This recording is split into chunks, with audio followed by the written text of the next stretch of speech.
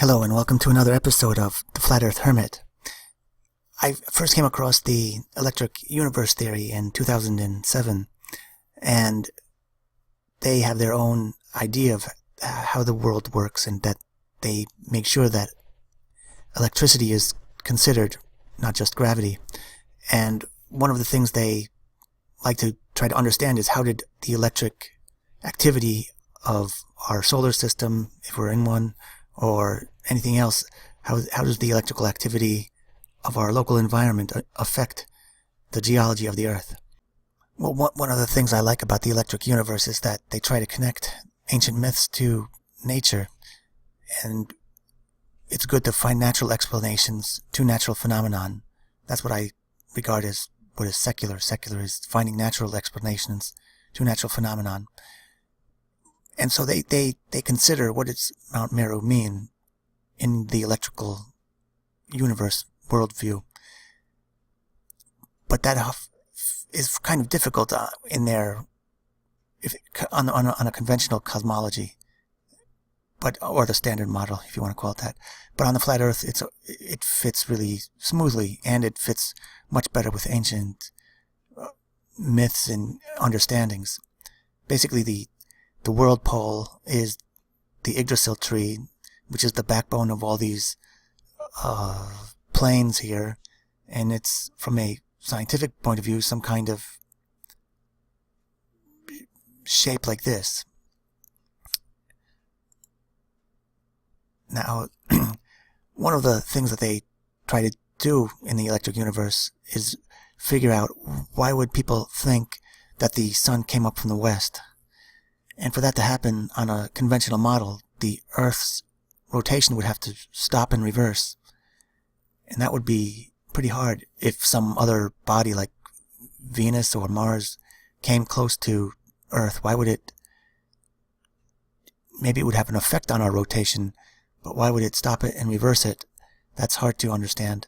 And then how could it, why would our rotation go back to normal? Right?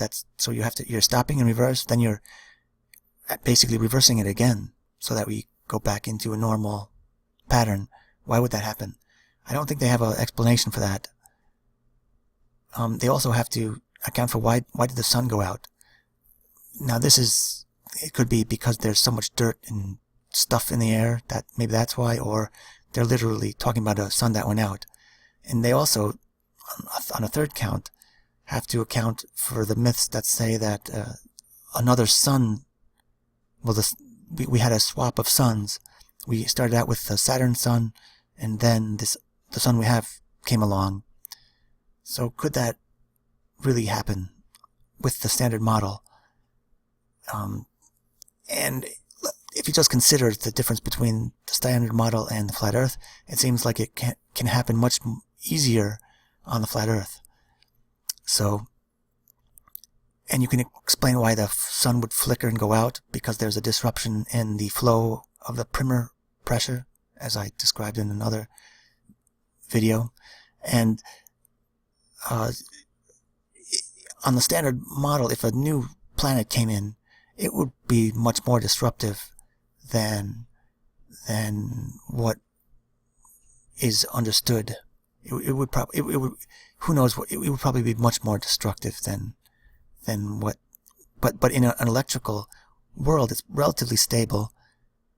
There might be a switch of polarity for some disruption for some reason, and then once that disruption is eliminated, things would go back to normal. And all of this could happen on a flat Earth, where the sun goes in one direction, then the polarity is reversed, the sun goes in another direction, so that takes care of the sun coming up from the west, and then you have the issue of something disrupting the flow or disrupting the polarity. Whatever that might be, it would account for the sun flickering, let's say, or going out, or reversing. And that makes it becomes much more possible on the flat Earth model. And the third thing is, if Saturn was our initial sun, maybe it did go away or something like that, and some other sun sort of floated over here somehow. On a flat Earth, that makes a lot of sense. Whereas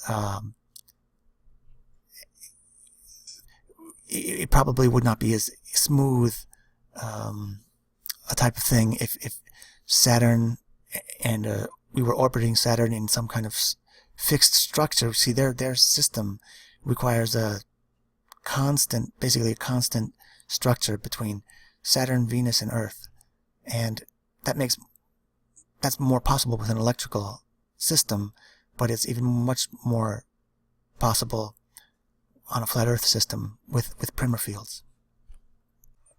So the flat Earth model can account for the stop and reverse of the sun, and then the stop and reverse again to become normal and have it come back up from the east.